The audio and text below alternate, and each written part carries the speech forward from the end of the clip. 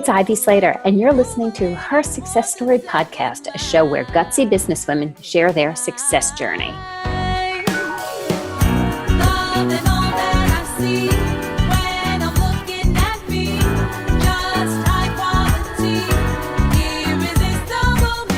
Hi, it's Ivy Slater, and it is time for another episode of Her Success Story. I have a fabulous guest here today. Her name is Samantha Bennett. Her company is the Organized Artist Company. And Sam has been graciously found a little time to join us for this special series that we're doing that I'm referring to as High Performance.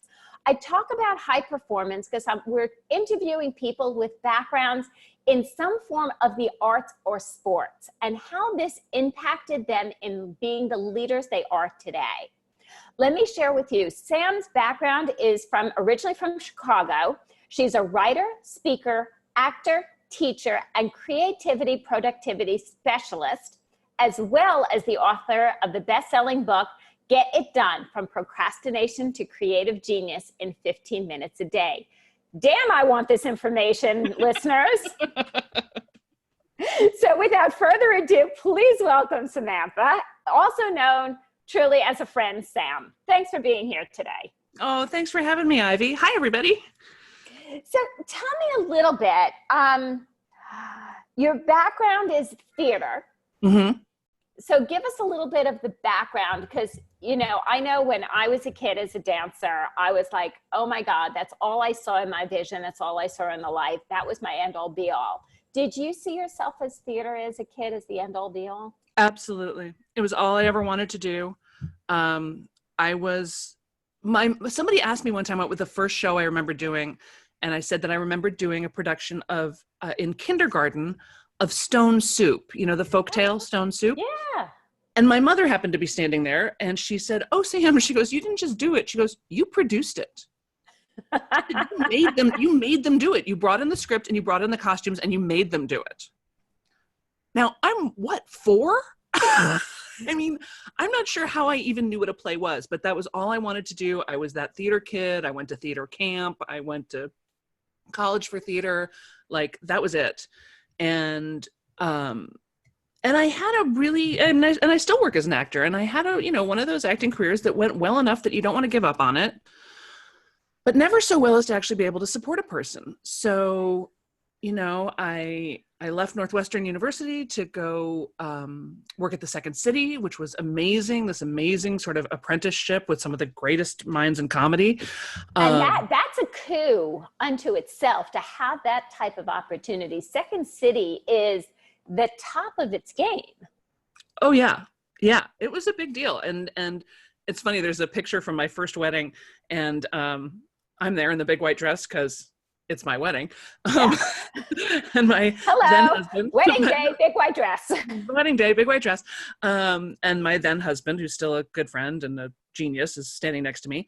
And it's all our work friends around us. So it's Steve Carell and Steve Colbert and Wow. Amy Ferris and Jim Belushi and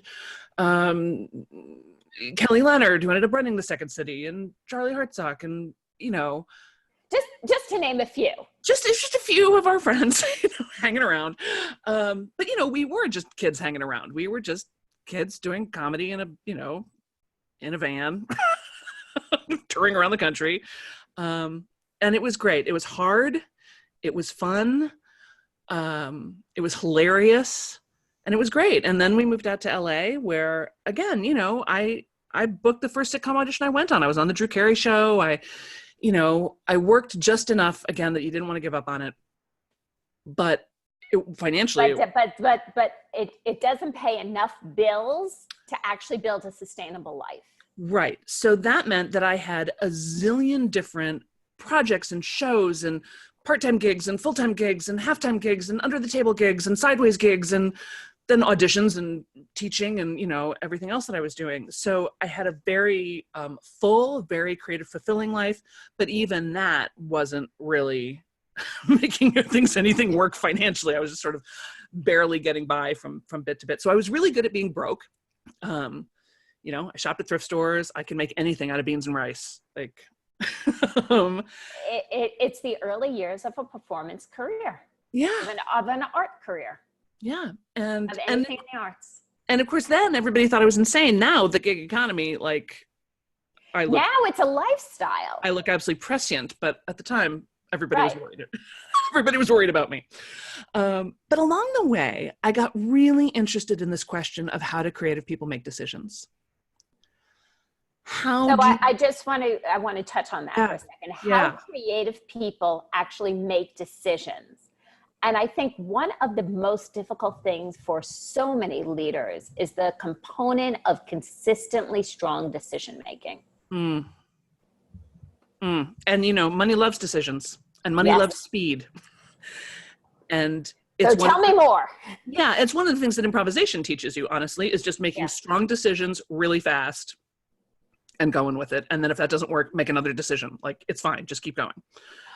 And I will say some of the best sales training is to take an improv class. Oh, some of the best life training is to take an improv class. If you're first of all, if you're just looking for more fun in your life, you should absolutely. Improvisers are a very fun group. Stand-ups, not always as much fun to be around. Improvisers are always fun to be around. They're smart, they're generous, they're interested in fun and play. And the principles of improvisation, which are yes and, right? We say yes to everything and we build on everything. Make your partner look great. Right? That's one of your big jobs as an improviser. Make strong, bold decisions. Look for the mistakes. The mistakes are the opportunities. Mm-hmm. I'm telling you, it's incredible preparation for entrepreneurship. Okay. So you had 100 gigs going on. You had the career gig, and then everything that supported you to be able to do the career gig, which was getting into the theater, getting into the film, television, and all that in the entertainment industry. Right. So I started teaching, but I noticed that I was really good at getting projects done. And a lot of my friends really struggled. And so I thought, well, it's not like I've got some amazing way and everybody should do things my way. But what I started to have was amazing mechanisms by which we could figure out what your way is. Because there's no right way. There's just your way. And when you are, to help you, some decision-making tools so that you can figure out which of your 137 great ideas you should really be working on right now. And then how you want to do it. What is your natural vibe, your natural creative rhythm, your most comfortable way of being in the world? Because when you are doing what you really want to do in the way you really want to do it, it's not hard to be productive. It's fun and easy.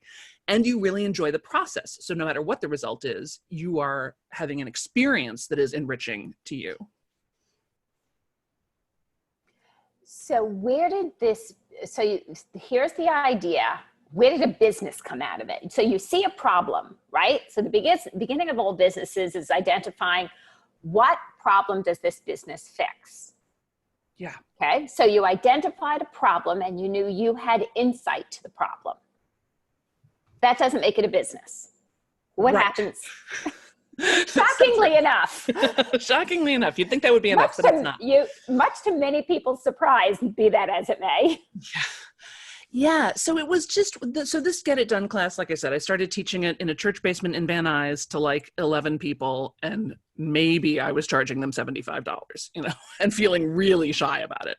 Yeah. And I'm going to just go there. Probably a little shocked that people are actually paying me for this stuff, because isn't it just common sense? Well, exactly. And I mean, this is maybe the most important thing we're going to say this whole time is, for those of you who are looking for, I don't know what my creative genius is, that thing that you do where you're like, well, obviously, where you're like, well, this is just common sense. Well, everybody must do this way. No, they don't. And whatever that is for you, I have a client who does home and office organization, particularly for men who would like to date women and not frighten them off with their apartments, which is a great niche, right? Huge niche. Such a great niche. And she said this, she was like, I don't know why. She's like, but I can walk into almost any room and be like, that should go here. That should go here. That needs to go away totally. And you need one of these to go over here. She's like, I just get it. I'm like, right. that's why you can have this business and why you can charge as much as you do, because you have this natural aptitude that allows you to process faster, see more, be more insightful, deliver more value than somebody who has just studied design or interior design or something. Right. So yeah, so I had this thing that I was like, well, I don't know either, but clearly we can make a worksheet, clearly I can devise this little imagination game. Clearly, it's not that hard. And it was just one of a lot of things I was doing for a while. And then I had a friend who was like, wait a minute, you have this class that you love to teach, that everybody loves it when they take it, and it always sells out, and you're not doing this full time because... I was like, oh, that's such a good question. Sometimes we don't know what we've said until somebody says it back to us.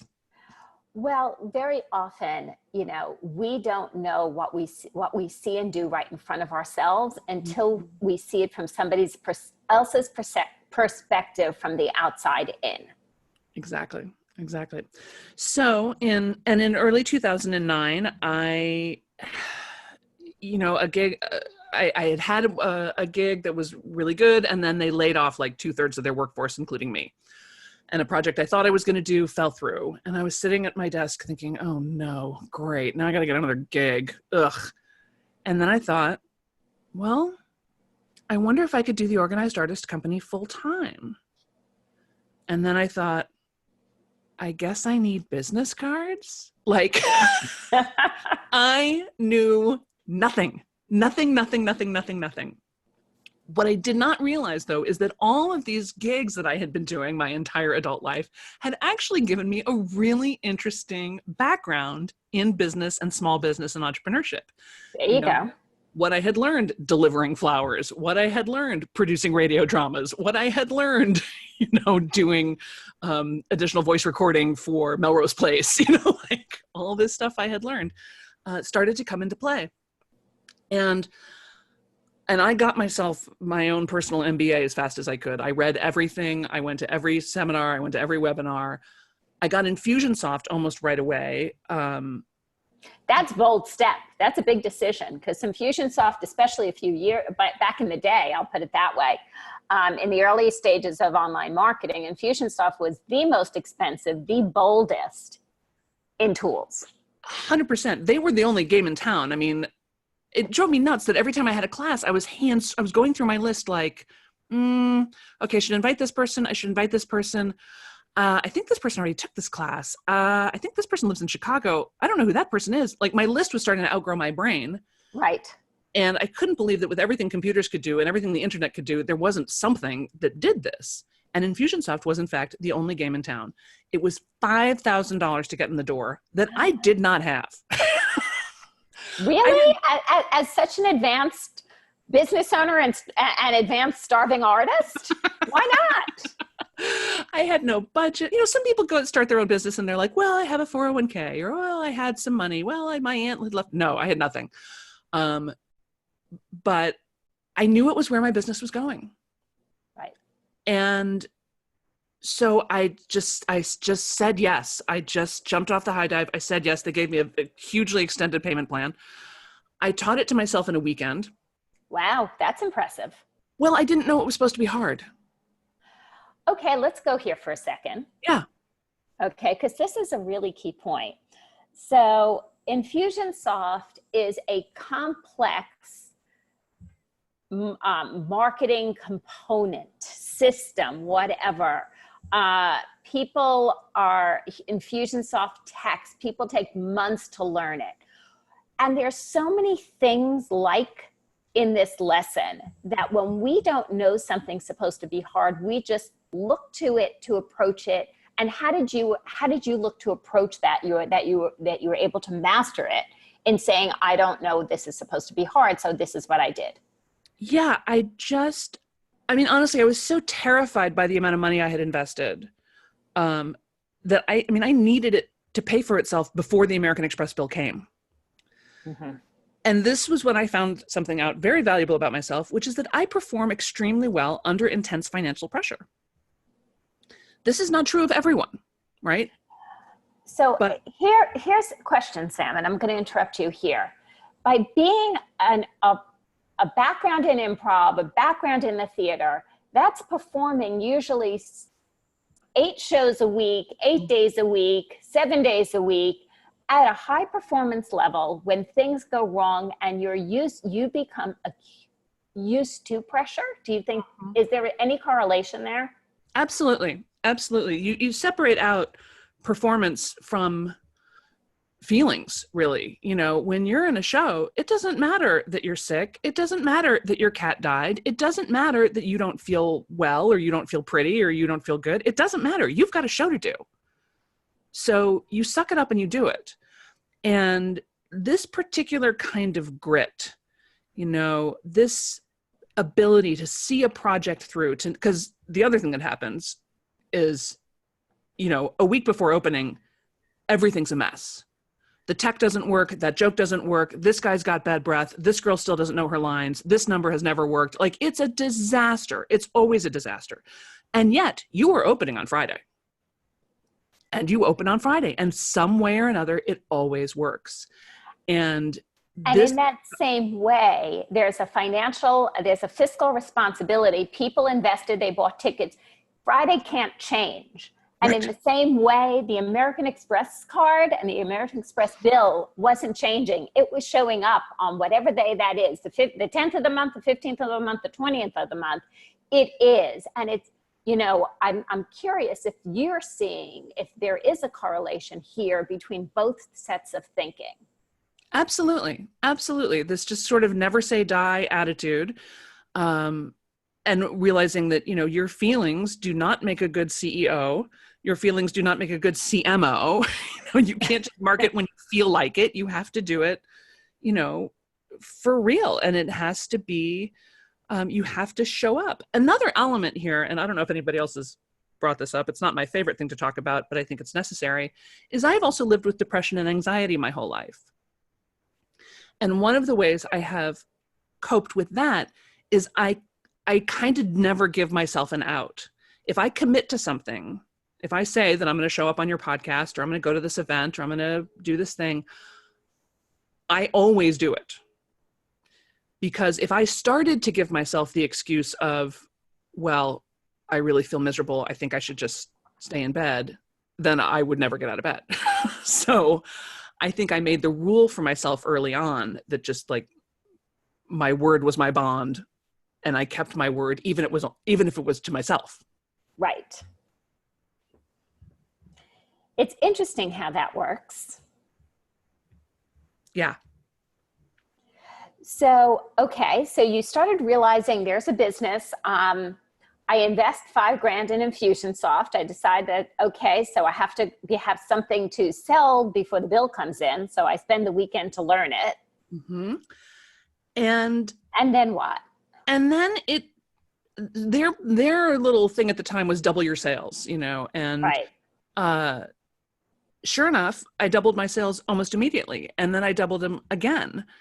And then they had a competition that first year called the Ultimate Marketer competition. And you had to sort of submit, what you had done that year. And I thought, oh, that seems interesting. So I did. And I was an Ultimate Marketer finalist for them that first year. So it turned out I was a little email marketing savant. But I did it and for those of you who sign up on my email list, you'll see you get poems and recipes and sort of fun things and interesting things. And it turns out I really love email marketing. And I love what it inspires me to share. I love how it's made me a better writer. And I love it now when people are like, email marketing is dead. It doesn't work anymore. I'm like, yeah, right, exactly. It sure doesn't. You should go over there. Yeah, go over there to Facebook Messenger bots. Do that. That'll work. Go there. Leave email marketing to the rest of us who know how to do it. Damn it. So yeah, and it just really, it turns out I fell in love with marketing for the exact same reason I fell in love with acting, which is I am endlessly fascinated by human behavior. I cannot stop reading about, thinking about, learning about, why do people do what they do? Why do they say they would never do something and then they do? Or they say they will do something and then they won't? Why do some words motivate people and other words demotivate people? It's the language they use, the way people present, the challenges that they make for themselves, as well as the challenges that they face in the world. It's so interesting to me, and I love solving these problems. So I kind of, you only have to until you want to, right? And then you get to. So, where do you see, where is your company today? So give us a little bit of the statistics. How long you've been in business? Share a little bit so we have an understanding of your business today. Yeah, so this is the 10th anniversary. This year is the 10th anniversary of the Organized Artist Company. Woohoo! Let's celebrate that for a moment. Thank you very much. It's one thing to get past 2. It's another thing to get past 5. It's a great thing to get past 10. Yeah. And I'm still as in love with it now as I ever was. I have other friends who are sort of in more or less this, in the personal development field, and they've, rebranded or reinvented or restarted over several, they're like, I hate my clients. I have to start over. I've loved my clients. I've never had that problem. I've published 2 books with New World Library, one of which got endorsed by Seth Godin, which was nice, incredible. I'm still not over it. Nor should you be. No. And what else? I mean, I guess maybe 6 or 7 years ago, we're right at about $500,000 a year. I have a team of 3 who are independent contractors. They're not employees of mine, but they work more or less full time for me. And it's so fun and getting more fun. I do have a new website this last year. That was something I spent all of last year doing, was creating therealsambennett.com. This has been a big part of the journey, is moving me more front and center, which you would think as a performing artist, I would feel fine about that. But it turns out visibility when it's you is a very different thing. So interesting you should say that.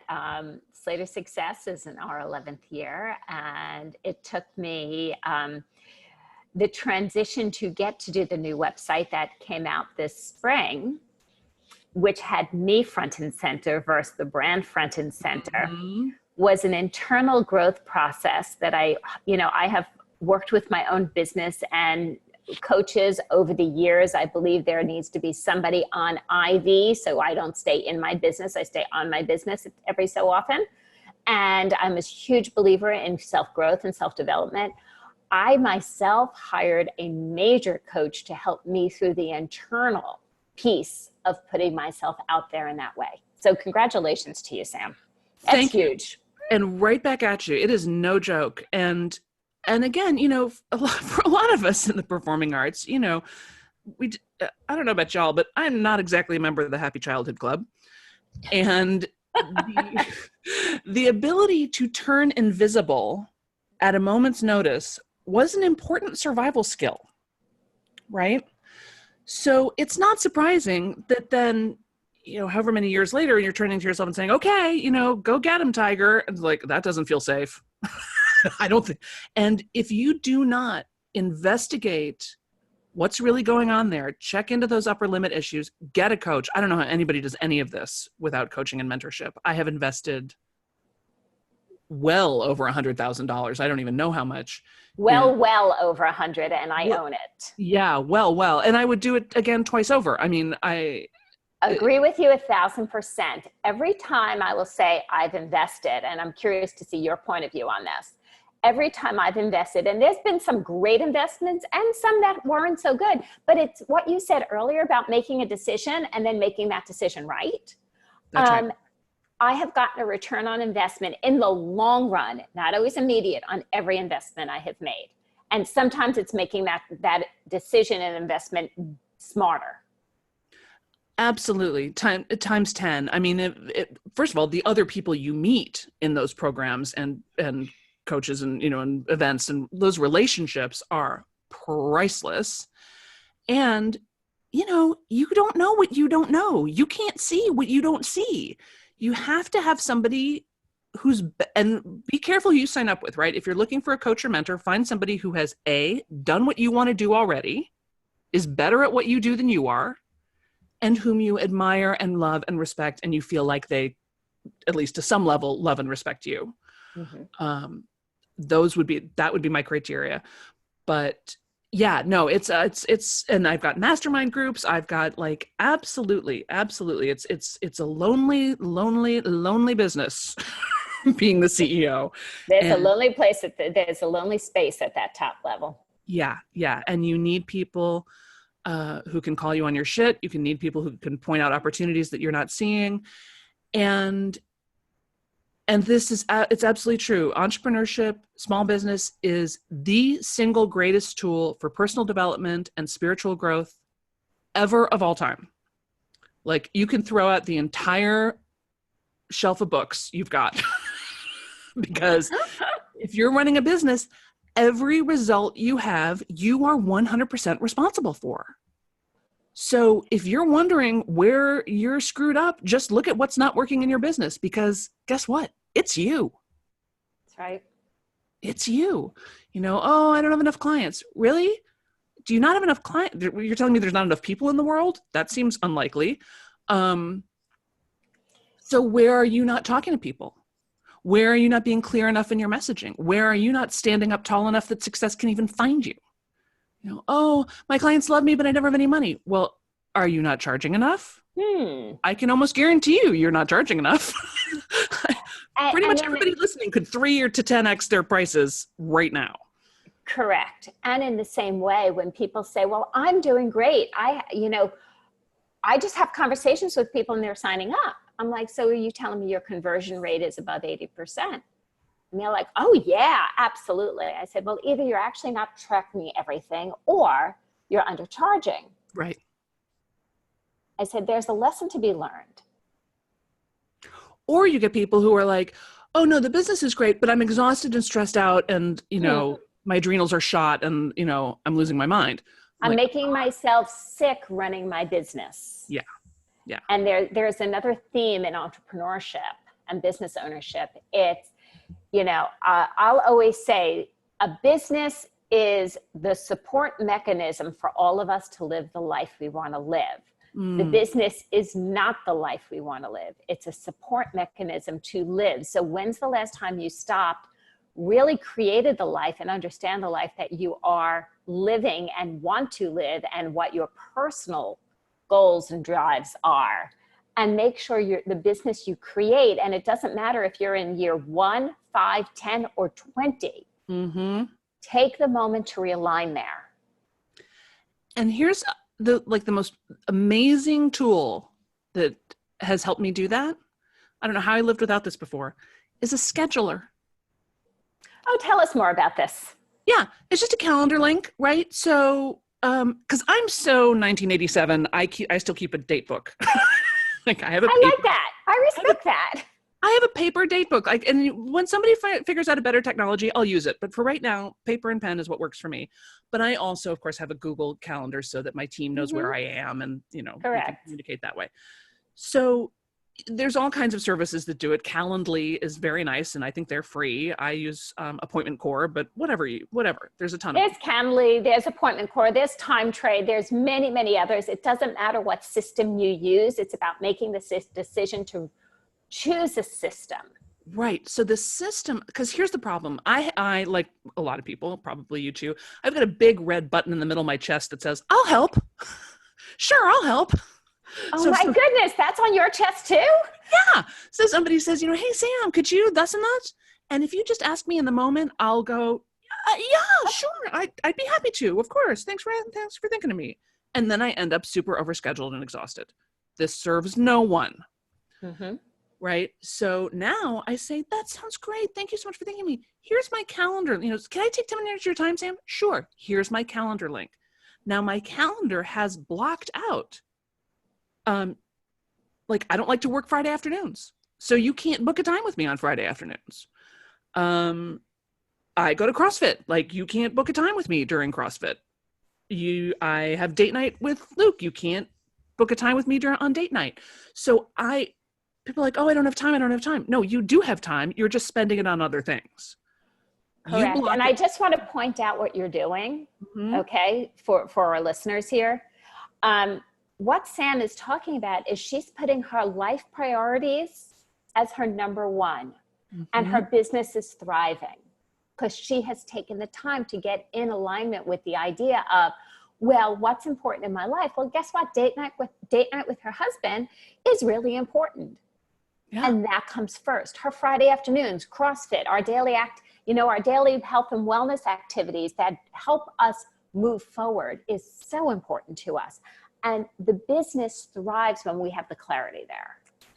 And also, when you're the CEO, you're the engine that's pulling the train. Your self-care, this is not like optional anymore.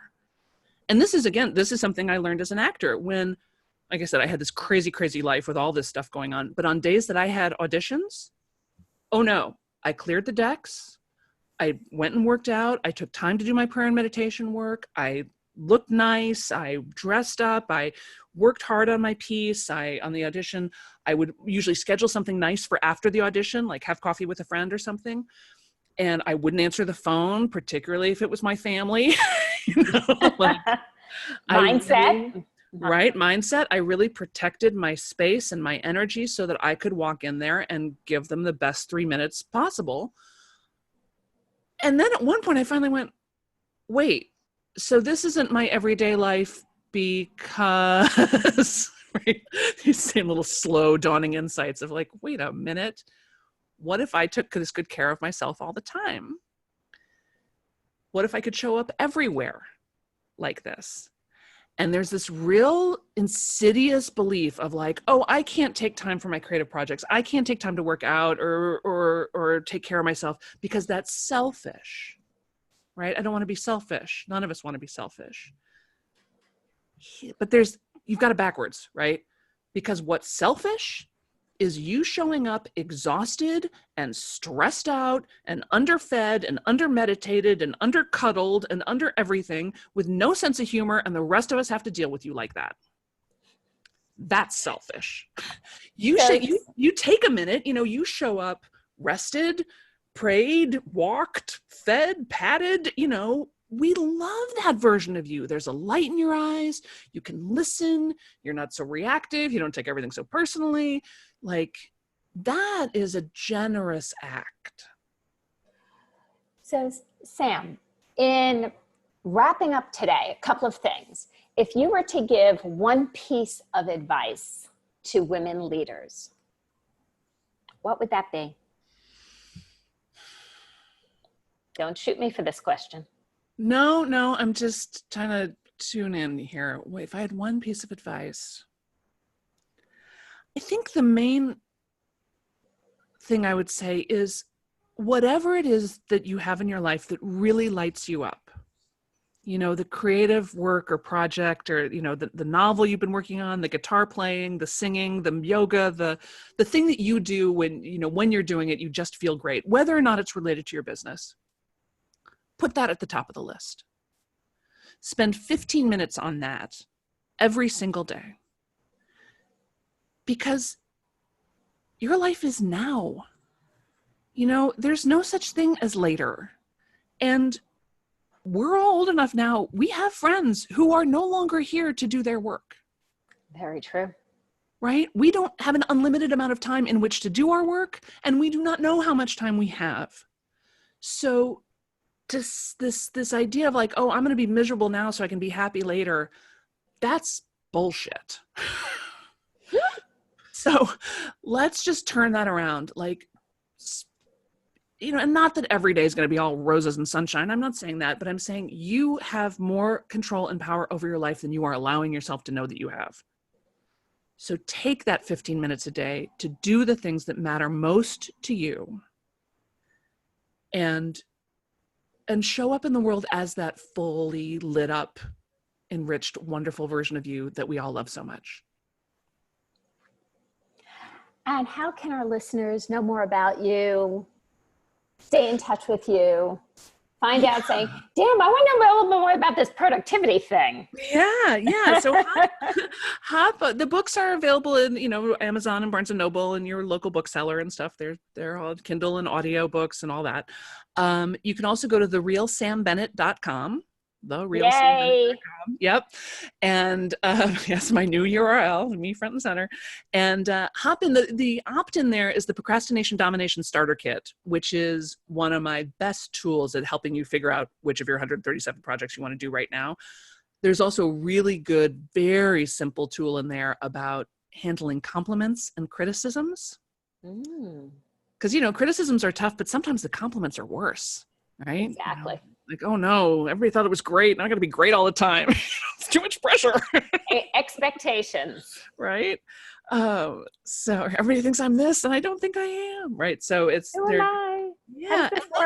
And then you get on my email list, which is especially if you're interested in email marketing, it can be kind of fun for you to just see how I do it. But also y'all can write me back and tell me about your projects and how it's going. We'll be pen pals and best friends. It'll be great.